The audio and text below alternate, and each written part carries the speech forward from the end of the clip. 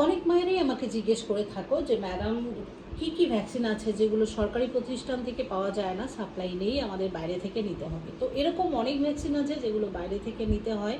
তবে বিশেষ 3টি ভ্যাকসিনের কথা আমি বলে দেবো যেগুলো তোমরা সরকারি প্রতিষ্ঠান থেকে সাপ্লাই পাবে না, বাইরে থেকে নিয়ে নেওয়াটা খুব জরুরি বা ভালো।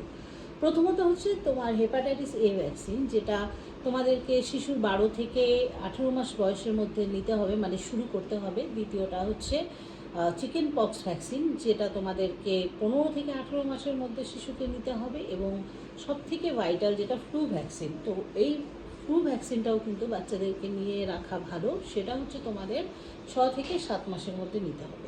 তো এই ভ্যাকসিনগুলো তোমাদেরকে বাইরে থেকে নিতে হবে। তার ছাড়াও যে ভ্যাকসিনগুলো সরকারি প্রতিষ্ঠান থেকে সাপ্লাই থাকে সেগুলো কিন্তু তোমরা অবশ্যই নেবে। কোনো সময় ভাববে না যে ছোটো ছোটো পার্শ্ব প্রতিক্রিয়া আছে সেগুলোর ভয় পেয়ে বাচ্চাকে দিলাম না বা না দিলেও হবে, এই ধারণাগুলো কখনোই মনে রাখবে না। বাচ্চার ছোট্ট ছোট্ট কিছু অসুবিধা হতেই পারে ভ্যাকসিনগুলো নেওয়ার পরে, যেমন জ্বর, ব্যথা, এর থেকে বেশি কিছু হবে না। তো অবশ্যই ভ্যাকসিনগুলো নিয়ে নেবে এবং যথাসময়ে, মানে ঠিক যে টাইমগুলোতে সঠিক টাইমগুলো রয়েছে সেগুলোর মধ্যে নেওয়ারই চেষ্টা করবে।